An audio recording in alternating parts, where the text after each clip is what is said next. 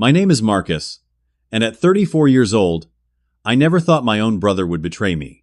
Ethan and I were always close growing up, which is why I agreed to spend $15,000 on his engagement party without hesitation.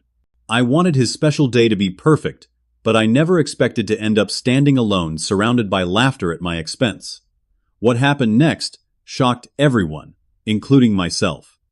Before I tell you how I went from party planner to party destroyer, let me know where you are watching from, and hit that like and subscribe button if you have ever had family turn against you when you least expected it. Ethan came into this world when I was 7 years old.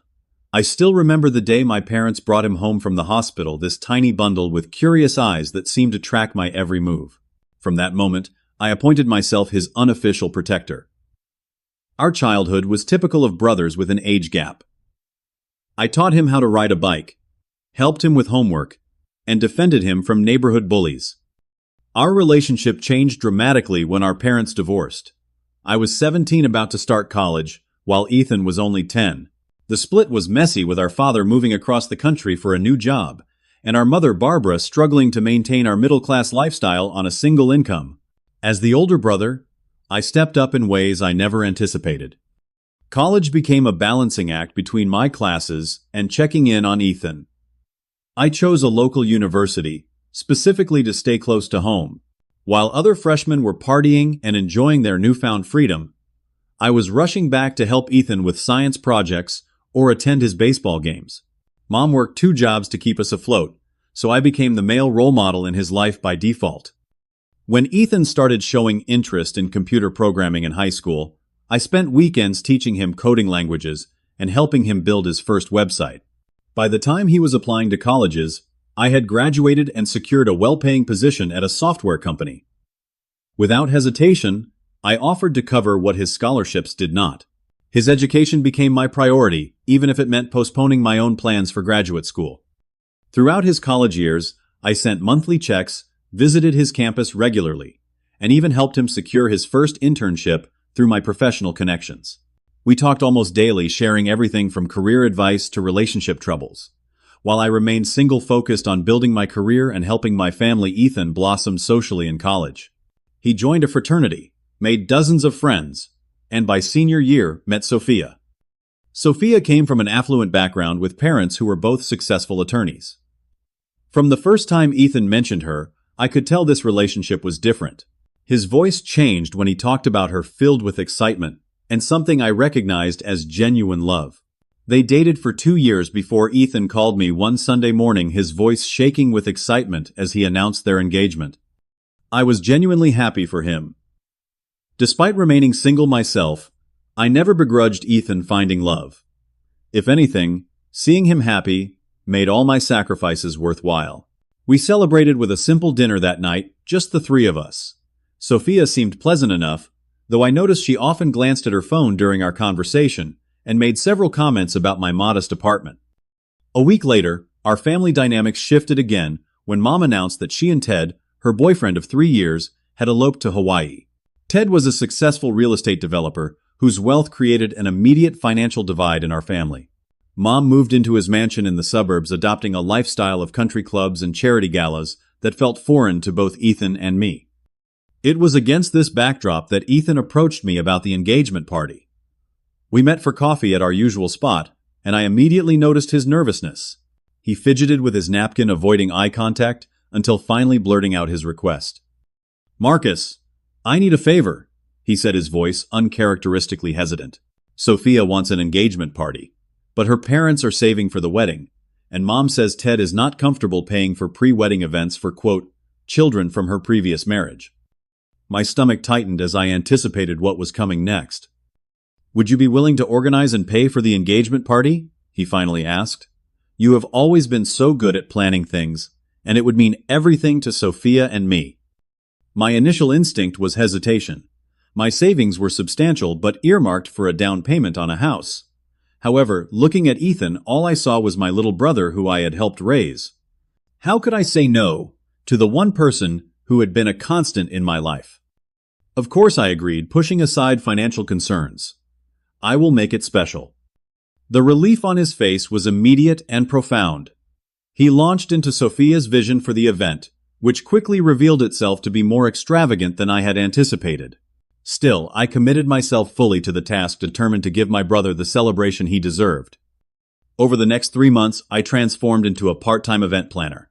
Weekends disappeared into venue tours and vendor meetings. Lunch breaks were consumed by phone calls with caterers and florists. Evenings were spent creating guest lists and designing invitations. My social life, already limited, became non-existent, as I poured every free moment into planning the perfect party. The financial reality quickly became sobering. What started as an estimated $5,000 celebration ballooned to 3 times that amount. Each time I mentioned the increasing cost to Ethan, he assured me that it was standard for events these days and reminded me how important this was for Sophia. I dipped into my house fund, then my emergency savings, justifying each transfer as an investment in my brother's happiness. Every time doubt crept in, I reminded myself of all the times Ethan had expressed gratitude for my support through the years. This was just another way I could show him how much he mattered to me. Besides, I told myself once he saw the final result, he would understand the magnitude of my contribution. This party would be a testament to our bond as brothers.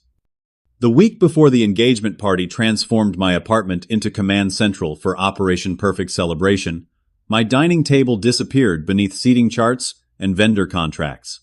My refrigerator door vanished under a collage of sticky notes detailing final confirmations and delivery times. Sleep became a luxury I could no longer afford, as last-minute details multiplied like rabbits. Despite the exhaustion, genuine excitement fueled me. I had secured the Lakeside Pavilion, an exclusive venue overlooking the city reservoir that typically booked 18 months in advance. A fortunate cancellation and an extra booking fee had made the impossible possible. The space featured floor-to-ceiling windows, crystal chandeliers, and a wraparound terrace perfect for sunset cocktails. Ethan and Sophia deserved nothing less.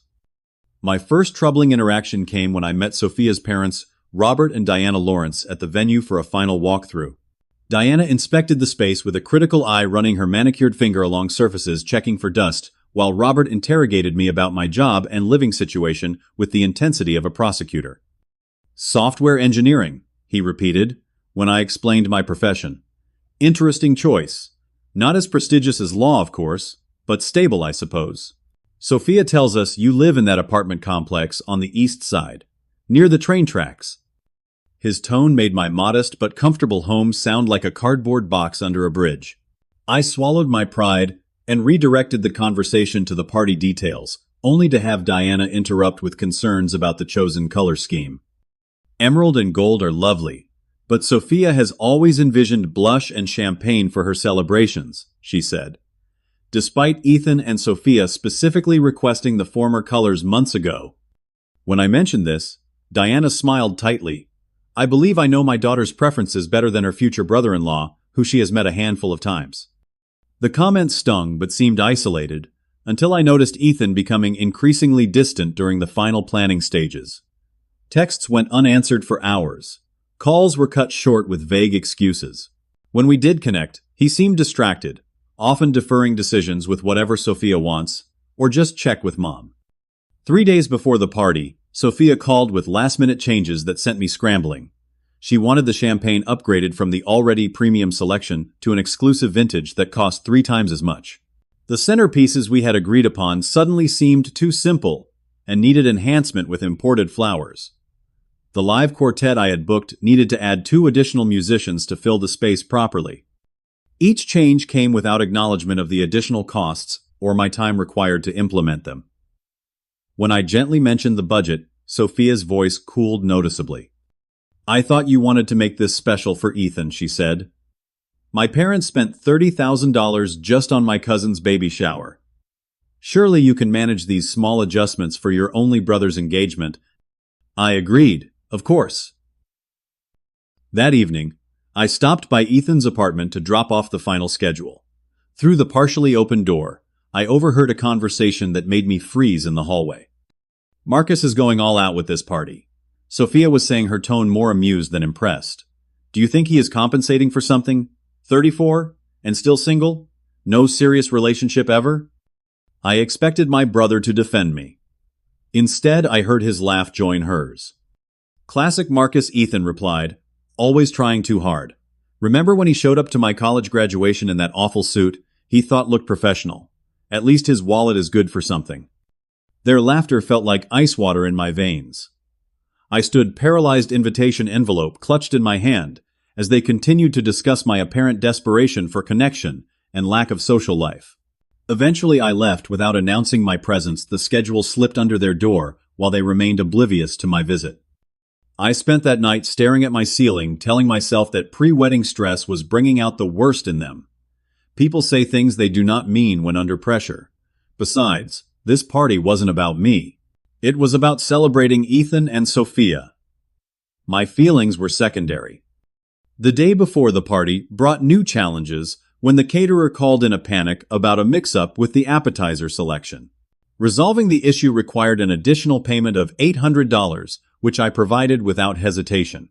The florist delivered centerpieces with slightly different blooms than ordered due to supply issues requiring last-minute adjustments and another unexpected charge. Each problem solved drained more from my nearly empty bank account. Ethan had agreed to meet me at the venue that evening for a final walkthrough, but texted an hour before to cancel. Sophia had surprised him with tickets to a concert he had been wanting to see. The message ended with, "You got this, bro. Everything will be fine." I conducted the walkthrough alone, making notes about table placements and confirming timing with the venue coordinator. As I stood in the empty space that would soon be filled with celebration, a strange hollowness settled in my chest. I had organized every detail of this event, yet somehow felt like an outsider looking in. Still, as I turned off the lights and took one final look at the space, I reminded myself that tomorrow would make it all worthwhile. Seeing Ethan's face when he walked in, witnessing his joy and gratitude, would erase these doubts and moments of hurt. Tomorrow would reaffirm our bond as brothers and prove that my sacrifices had meaning. I drove home under a clear night sky, clinging to that hope like a life preserver in increasingly turbulent waters. The morning of the engagement party dawned bright and clear, as if the universe had also received my detailed planning memo. I arrived at the Lakeside Pavilion 5 hours before the event, coffee in hand and clipboard at the ready. The venue manager, Angela, greeted me with the weary smile of someone who had witnessed countless family celebrations and their accompanying dramas. "You are the most organized client I have had this year," she commented, as we reviewed the timeline once more. "Most siblings would have just written a check and shown up. You really go above and beyond." Her words should have felt like a compliment, but somehow underscored my growing sense of unease. Was I doing too much? Did normal brothers plan entire engagement parties down to the napkin folds? The next few hours disappeared in a flurry of activity. Florists transformed the entrance with an archway of greenery and gold accents. Caterers assembled a display of appetizers that resembled edible art. Bartenders polished glasses until they sparkled beneath the crystal chandeliers. The quartet arrived and began tuning their instruments, filling the space with musical fragments that would soon coalesce into harmony. By 4:30 in the afternoon, everything was perfect. The emerald and gold color scheme created an atmosphere of elegant celebration without being ostentatious. The terrace was set for cocktail hour, with heat lamps positioned strategically to ward off the early evening chill. Inside, 20 round tables surrounded a small dance floor, each setting meticulously arranged and centered around lush floral displays. I had just changed into my suit when the first guests began to arrive. Colleagues of Ethan and Sophia trickled in, followed by extended family members I recognized from holidays and reunions. I greeted each person, warmly accepting compliments about the venue with humble thanks. A subtle pride bloomed as I overheard whispered appreciation for the details I had obsessed over for months. Ethan and Sophia arrived precisely on schedule. My brother looked happier than I had seen him in years, his arm wrapped protectively around his fiancée's waist as they entered beneath the floral archway. Sophia wore a sleek white dress that probably cost more than my monthly rent, her engagement ring catching the light with every graceful gesture. For a brief, perfect moment, Ethan surveyed the room with genuine awe. When his eyes found mine, his smile widened, and he gave me a thumbs up across the crowded space. That single gesture momentarily validated every late night, every emptied savings account, every sacrifice. The moment shattered when our mother Barbara arrived with Ted, her silver hair styled immaculately and diamonds glittering at her throat. They made a striking couple, both dressed impeccably in designer clothes that announced their wealth without saying a word. Mom kissed my cheek absently, her attention already scanning the room. "It is lovely, Marcus," she said, "though perhaps a bit much for an engagement party. The wedding will have to be twice as extravagant now." Ted patted my shoulder with the condescending air of a man addressing someone he considered financially naive. "Good spread, son. What did all this set you back? 15-20 grand. Could have gotten you a decent investment portfolio. Started instead." Before I could respond, they moved on to greet Sophia's parents, leaving me feeling oddly scolded for my generosity. I retreated to the bar, requesting a scotch neat that I sipped slowly, while observing the celebration unfolding around me. Dinner service began promptly at 6:30. When I approached the family table, I discovered no place had been set for me.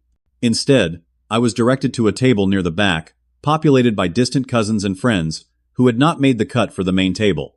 From my seat, I watched Mom, Ted, and Sophia's parents surrounding the happy couple, laughing and taking photos that would likely appear on social media within the hour. Throughout the meal, snippets of conversation from nearby tables drifted toward me. "Which one is the brother who paid for everything? The one sitting back there alone? Kind of sad, right? I heard he has never even had a serious girlfriend. Too busy working or something. Must be nice to have that kind of money to throw around. Though if it were me, I would have spent it on a down payment for a house." I focused on my perfectly cooked steak, cutting it into increasingly smaller pieces as my appetite vanished.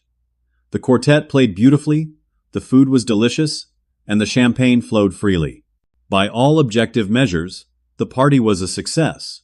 Yet I felt like a stranger who had accidentally wandered into someone else's celebration. As the main course plates were cleared, Angela approached to inform me it was time for speeches. I had prepared mine, carefully editing and practicing until each word felt genuine, without being overly sentimental. Taking the microphone, I cleared my throat and faced the room of expectant faces. "When Ethan was 10 years old," I began, "he built a model rocket for his science fair. The night before the project was due, our dog knocked it over and broke it beyond repair. Instead of going to bed, we stayed up until 3 in the morning, rebuilding it from scratch. That night, I promised him that no matter what broke in his life, I would always help him rebuild it." I continued with carefully chosen anecdotes that highlighted our bond without embarrassing my brother, concluding with sincere wishes for his and Sophia's happiness. The response was polite, but subdued a few scattered claps that quickly faded to silence.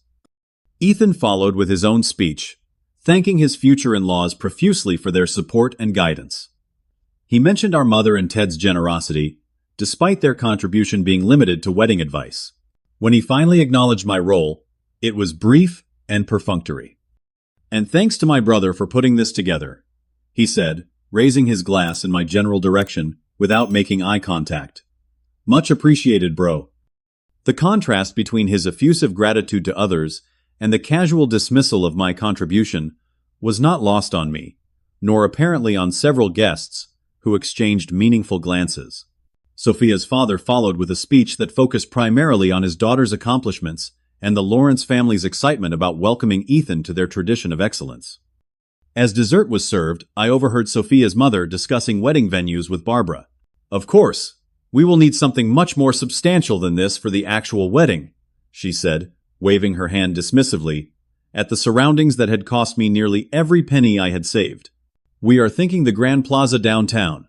50,000 just for the space, but worth every penny for our only daughter." My mother nodded enthusiastically as if the venue I had painstakingly selected was suddenly inadequate. "Absolutely. Nothing but the best. Though I worry about the guest list. The Grand Plaza can accommodate 300 at minimum." I excused myself to use the restroom, needing a moment of solitude to recompose my fracturing facade of contentment. In the mirror, I hardly recognized my own reflection. When had I become this person, pouring everything into relationships that seemed increasingly one-sided? After composing myself in the restroom, I returned to find the formal dinner portion of the evening transitioning to dancing and mingling. The quartet had been replaced by the DJ, who was playing upbeat music that had already drawn several couples to the dance floor. Servers circulated with trays of dessert bites and after-dinner drinks. By all appearances, the party was a roaring success. I spotted Ethan near the terrace doors, surrounded by a group of his college friends. Perfect timing, I thought, to discuss some preliminary wedding details, since the engagement party had gone so well. As the person funding a significant portion of the celebration, I figured I should be involved in early conversations about dates and venues. Approaching the circle, I noticed how they subtly tightened formation as I neared shoulders, turning inward to create a barrier. Still, I persisted, tapping Ethan gently on the shoulder. He turned, surprise flickering across his face, before his expression settled into something more neutral. "Marcus, hey," he said, his tone suggesting I had interrupted something important. "What is up?" "Just wanted to touch base about some wedding thoughts," I replied, trying to keep my voice casual. Since the engagement party turned out so well, I thought we could talk about potential dates for the big day. A smirk appeared on the face of Jake, Ethan's fraternity brother, who stood directly across from me in the circle. He caught the eye of another friend, Ryan, who suppressed a laugh by taking a swig of his beer. "Always planning this one," Jake commented. "Does he ever just relax and have fun?" The question was clearly about me, rather than to me, creating an immediate sense of exclusion. Ethan glanced between his friends and me, hesitation visible in his expression, before he seemed to make a choice about which relationship to prioritize. "Marcus has always been the responsible one," Ethan explained to his friends, his tone carrying a hint of condescension. "Probably has a spreadsheet already started for the wedding." The truth was, I did have preliminary notes about potential wedding venues and vendors who had impressed me during the engagement party planning. The mockery of my organizational skills, which had made this very party possible, felt like a slap across the face. "Just trying to help," I said, attempting to redirect the conversation. "The best venues book up quickly." Ryan snorted into his drink. "God, you sound like my mother. Next, you will be asking about color schemes and flower arrangements." Laughter rippled through the group. I felt heat rising to my face, but maintained my composure, deciding to change the subject. "Great party though, right? Everyone seems to be enjoying themselves." "Yeah, it is nice," Ethan agreed, though his attention was already drifting back to his friends. "You did good, bro." Before I could respond, Brad, another college friend, joined the circle with a fresh drink in hand. He looked me up and down with naked curiosity. "So, you are the famous brother," he said. "Ethan was just telling us how you bankrolled this whole shindig. Must be nice having money to burn." The implication that I had casually tossed $15,000 at the party rather than carefully budgeting and sacrificing for months sent a fresh wave of hurt through me. I opened my mouth to clarify, but was cut off by Tyler, Sophia's cousin, who had joined the expanding circle. "Nice suit, by the way," Tyler commented, his tone making it clear the observation was not a compliment. "JCPenney having a sale. The shoulders are giving middle management vibes." My suit, while not designer, was the most expensive clothing item I owned. I had purchased it specifically for this occasion, believing it to be appropriately formal without being flashy. The casual cruelty of the comment left me momentarily speechless. Ethan, my brother, the person who should have defended me, laughed. It was not a polite chuckle or an uncomfortable attempt to diffuse tension. It was genuine laughter, his head tilting back slightly as he exchanged amused glances with Tyler. "Marcus is all about practicality," Ethan explained, as if my choice of attire was some quirky personality trait rather than a financial consideration. "He probably researched the best suit under $200. Right, bro?" The group laughed again, louder this time, drawing attention from nearby guests. I stood frozen, feeling increasingly like a specimen under examination rather than the person responsible for the very event everyone was enjoying. "So what do you do again?" asked Sophia's cousin, swirling expensive scotch in his glass, the same brand I had carefully selected for the bar. "Some kind of computer thing." "I am a software engineer," I replied, struggling to keep my voice steady. Right. Coding and all that. Good steady work, I guess," he said dismissively. "Not exactly exciting, though, is it? No wonder you have all this time to plan parties." The conversation continued to spiral downward, each comment cutting deeper than the last. My career, my appearance, My single status all became fodder for jokes, thinly veiled as casual conversation. With each passing minute, Ethan seemed to grow more comfortable with the mockery, even adding his own observations about my supposedly dull lifestyle. From the corner of my eye, I noticed my mother watching from several feet away. Our eyes met briefly, and I silently pleaded for her intervention. She took a half step forward, then hesitated, choosing instead to continue her conversation with Ted and Sophia's parents. The final blow came when Jake raised his glass in a mock toast. To Marcus, the eternal bachelor, may he continue funding successful family milestones since he will never have any of his own. The circle erupted in laughter, including Ethan, who added, "At least he is finally part of something successful, right?" The comment hit like a physical blow. All the air seemed to leave my lungs as I stood there surrounded by the sound of laughter at my expense. The room tilted slightly, faces blurring, as I struggled to maintain my composure. Finally, my mother approached, placing a hand on my arm. I felt a momentary surge of relief, expecting her to put an end to the mockery. Instead, she leaned close and whispered, "This is petty. Just ignore it and try to enjoy the party." Her words dismissing my humiliation, rather than addressing it, completed my sense of isolation. I stood in silence, as the group gradually returned to their previous conversation, my presence forgotten as quickly as it had become the source of their entertainment. With as much dignity as I could muster, I turned and walked away, making my way through the crowd toward the restroom once more. Behind me, the celebration continued, uninterrupted, the perfect party I had created, becoming the backdrop for the most profound betrayal I had ever experienced. The restroom of the lakeside pavilion became my sanctuary, as emotions crashed through me like violent waves. Leaning against the marble countertop, I stared at my reflection in the ornate mirror. The face looking back appeared composed, but inside a hurricane of hurt anger and disbelief was gaining strength. Memories flashed through my mind in rapid succession. Ethan at 10 years old tearfully thanking me for helping him rebuild that science project. Ethan at 18 hugging me after I handed him his first semester tuition check. Ethan at 22 promising we would always be there for each other no matter what paths our lives took. Where was that brother now? The person laughing with the group outside bore no resemblance to the boy I had helped raise, the young man I had supported through every challenge. Somewhere along the way, I had become a punchline rather than a valued sibling. The systematic mockery replayed in my mind, each comment cutting deeper upon reflection. What hurt most was not the cruelty of relative strangers, but Ethan's willing participation. He had not only failed to defend me, he had actively contributed to my humiliation. And my mother, who had witnessed it all, had dismissed my feelings as petty rather than acknowledging the legitimate pain of being devalued by my own family. As I splashed cold water on my face, my gaze fell on the inside pocket of my jacket where I had placed the final payment check for the venue. In the chaos of last-minute details, I had forgotten to hand it to Angela before the party began. The venue had required a 50% deposit up front, with the remainder due on the event day. A realization slowly dawned on me. The check had not been cashed. The vendors, while present and performing their services, had not been fully paid. The party that everyone was enjoying, the celebration, where I had been mocked and belittled, was technically not yet paid for, in full.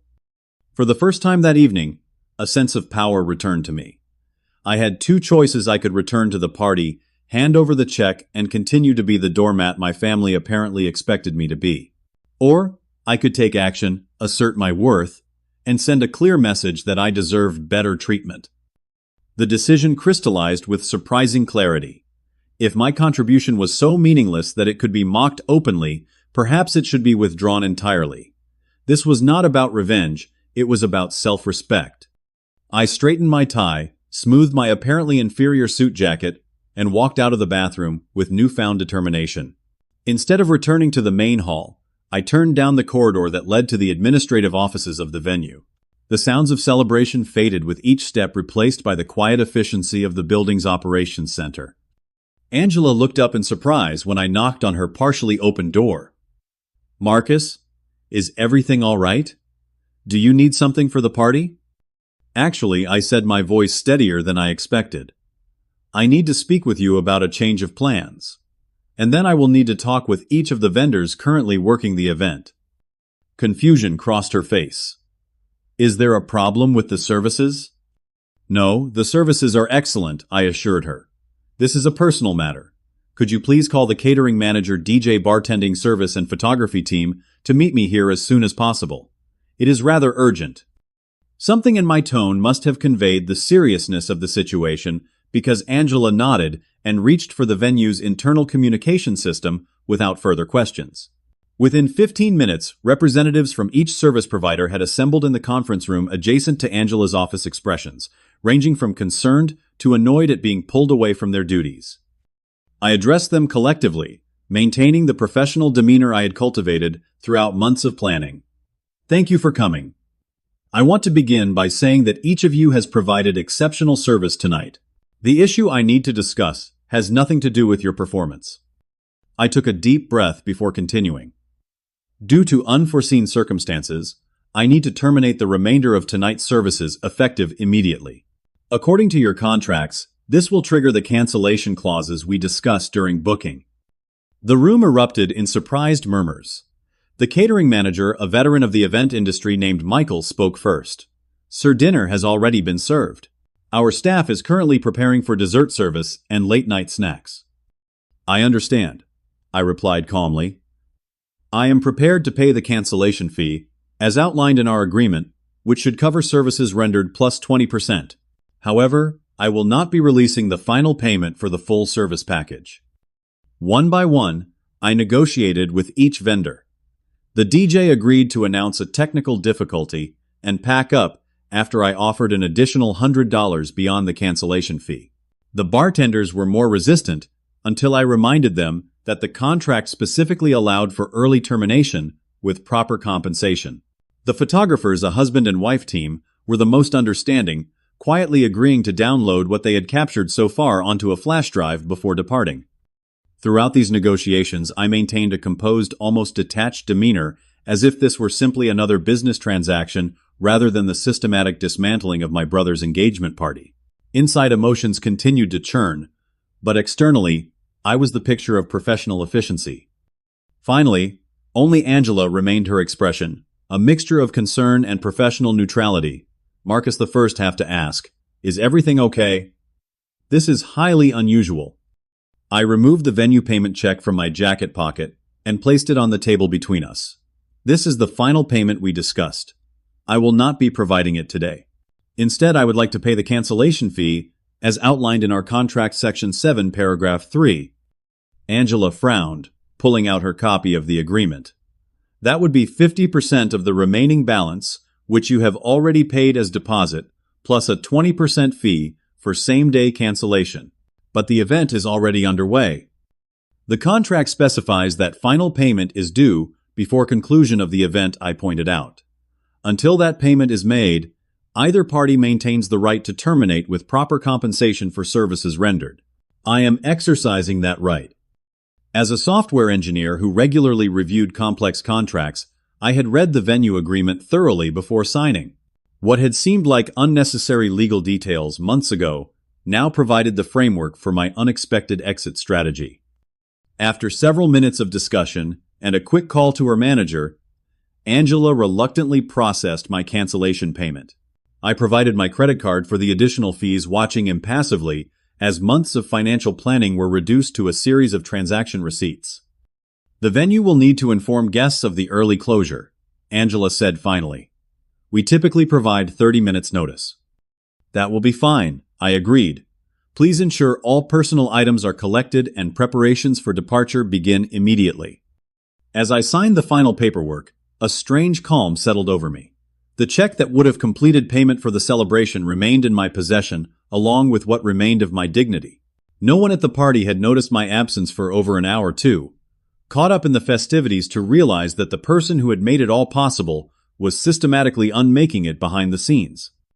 With arrangements finalized, I stepped into the hallway, straightened my shoulders, and prepared to return to the main hall just as the announcements of the party's premature end would begin. The night was about to take a turn that no one, least of all Ethan and his friends, could have anticipated. The transformation of the main hall happened with stunning swiftness. As I re-entered the space, The music abruptly cut off mid-song, leaving conversations hanging awkwardly in the sudden silence. Confused faces turned toward the empty DJ booth, where minutes before upbeat music had fueled dancing and celebration. Angela approached the small stage area, tapping the microphone to gain attention. "Ladies and gentlemen, I regret to inform you that due to an unexpected situation, the venue will be closing in 30 minutes. Please collect your personal belongings and prepare for departure. Staff will assist with any questions." A wave of confused murmurs swept through the crowd. At the center of the room, Ethan stood, frozen champagne glass halfway to his lips, his expression cycling rapidly, from confusion to disbelief. Sophia clutched his arm, her perfectly applied makeup unable to hide her growing alarm. I positioned myself near the entrance, a strategic location that allowed me to observe the unfolding chaos while providing a clear path to the exit when needed. The bartenders had already begun breaking down their station, covering bottles, and stacking unused glassware. Catering staff appeared from the kitchen to remove half-empty platters from buffet tables. The photographers were nowhere to be seen, having quietly departed with their equipment. Ethan frantically scanned the room until his eyes locked with mine. Recognition dawned on his face as he made the connection between my earlier humiliation, my subsequent disappearance, and the current situation. He whispered something to Sophia before making his way through the bewildered crowd toward me. "What the hell is going on?" he demanded, his voice low but intense. "Why is everything shutting down?" I met his gaze steadily. "The party is over." "What are you talking about? It is barely 9:30. We have the venue until midnight." "Not anymore," I replied, my calm in stark contrast to his growing agitation. "I canceled the remainder of the services." Ethan stared at me, as if I had suddenly started speaking a foreign language. "You did what? Why would you? You cannot just." "Actually, I can," I explained, maintaining the same even tone. "As the person who contracted and paid for these services, I have every right to terminate them, which I have done, after paying the appropriate cancellation fees." His face flushed with anger as understanding dawned. "Is this because of what happened earlier? Some jokes between friends?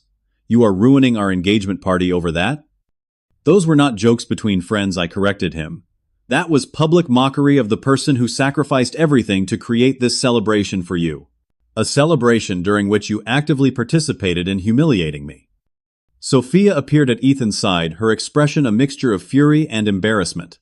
"What have you done?" she hissed. "My entire family is here. My father's business associates. This is mortifying." "Perhaps you should have considered that before allowing your cousin to insult my appearance, career, and personal life," I suggested. "Or before my brother, who I have supported through every stage of his life, joined in the laughter at my expense."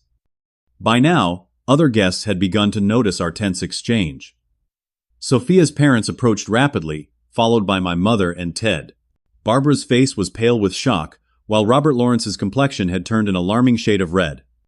"Marcus, fix this immediately," my mother demanded in a harsh whisper. "Whatever point you are trying to make can be addressed later. This behavior is unacceptable."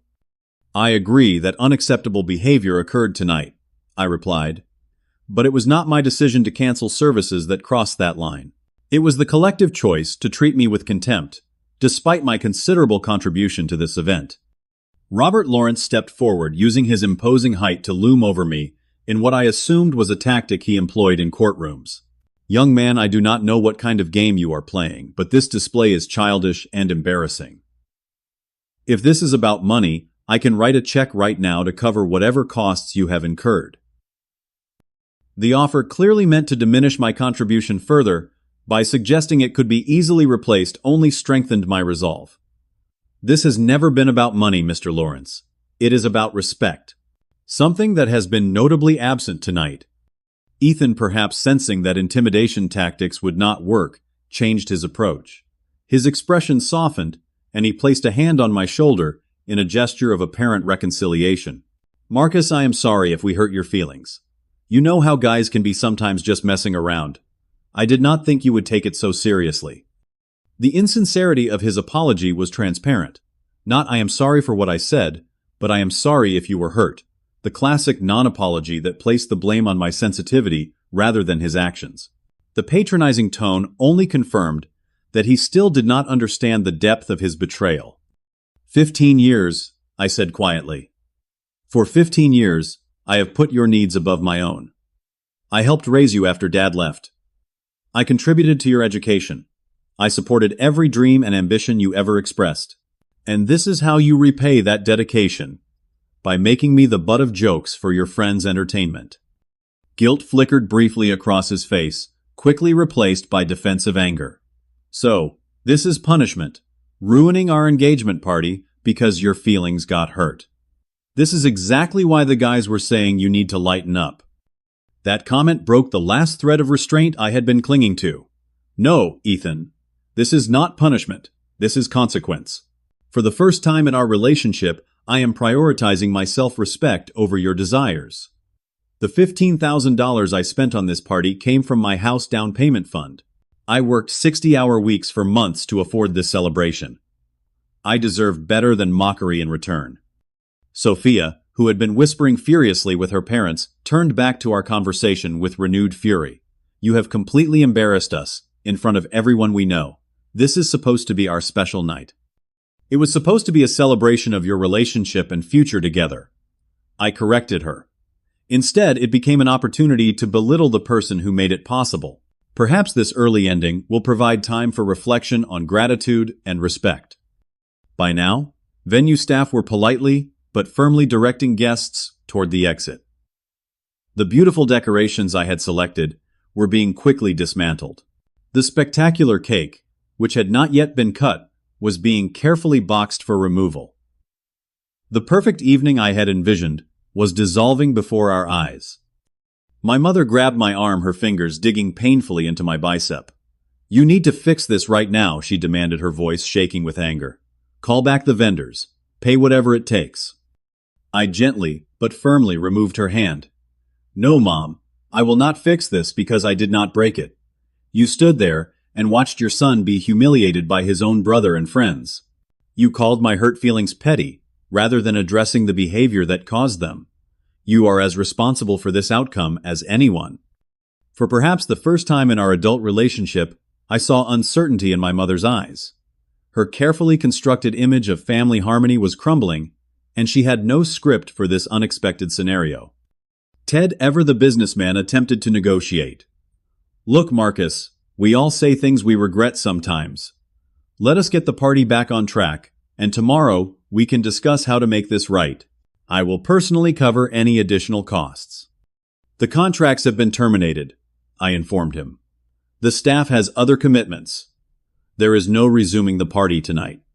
As the reality of the situation sank in, Ethan's anger gave way to desperation. Marcus, please.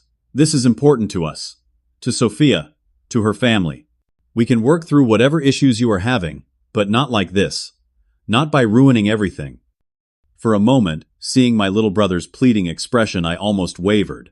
The protective instinct cultivated over decades of caring for him threatened to override my newfound boundary.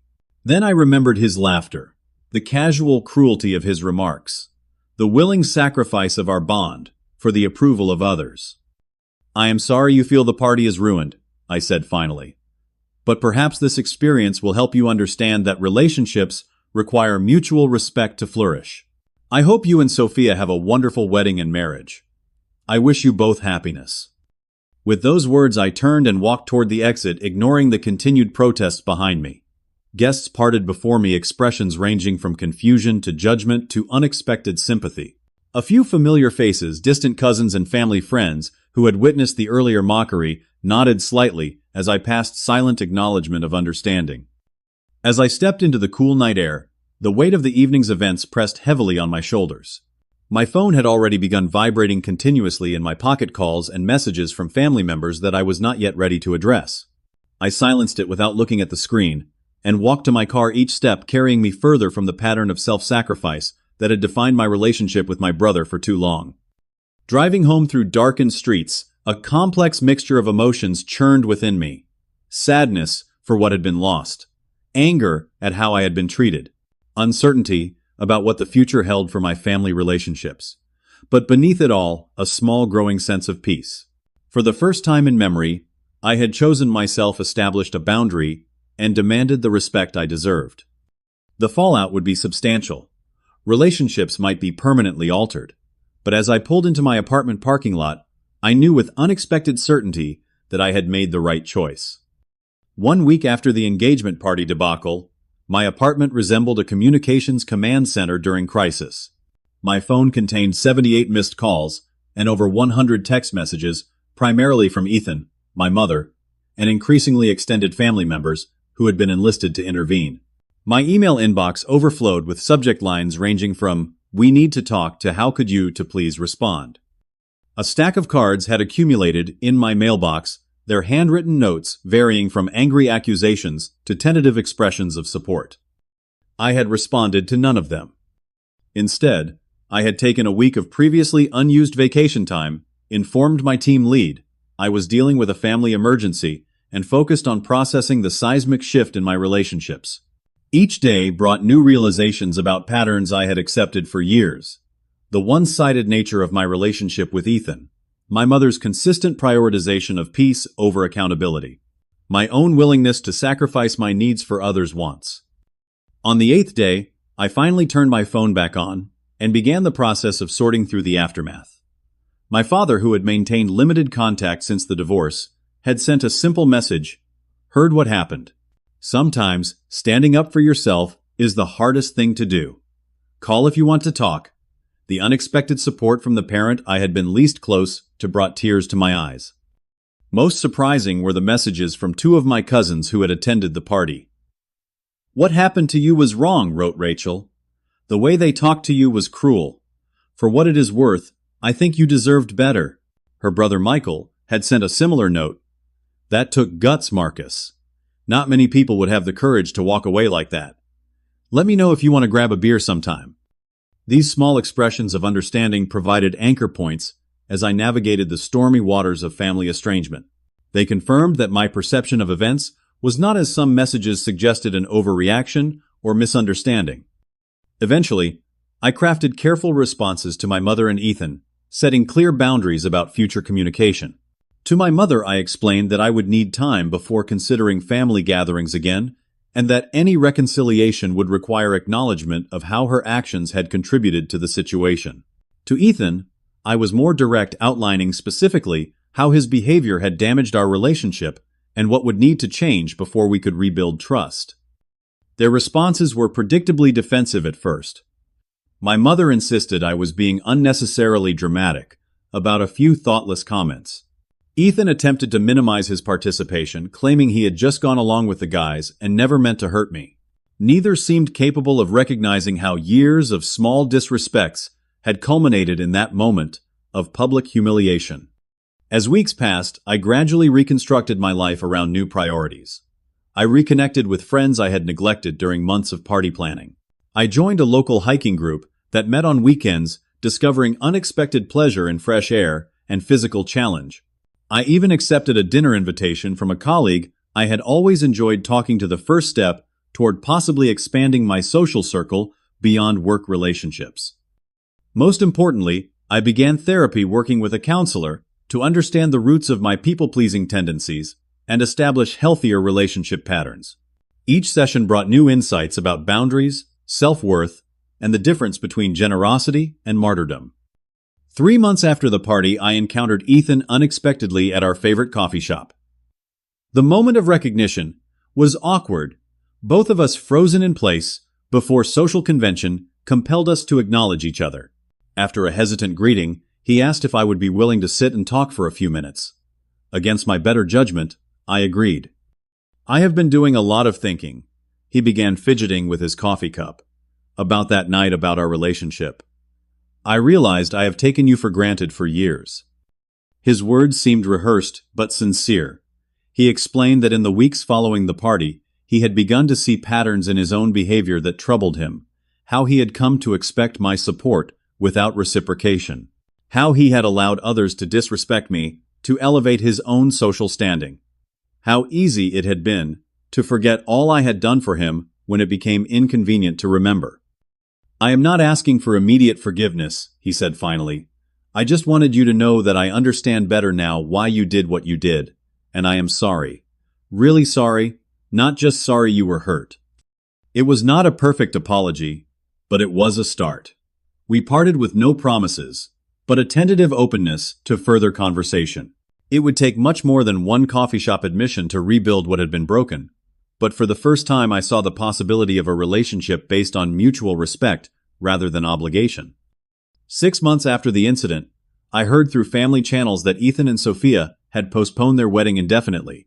Rumors suggested relationship difficulties that emerged after the engagement party, conflicts about financial expectations, and family dynamics that could no longer be ignored.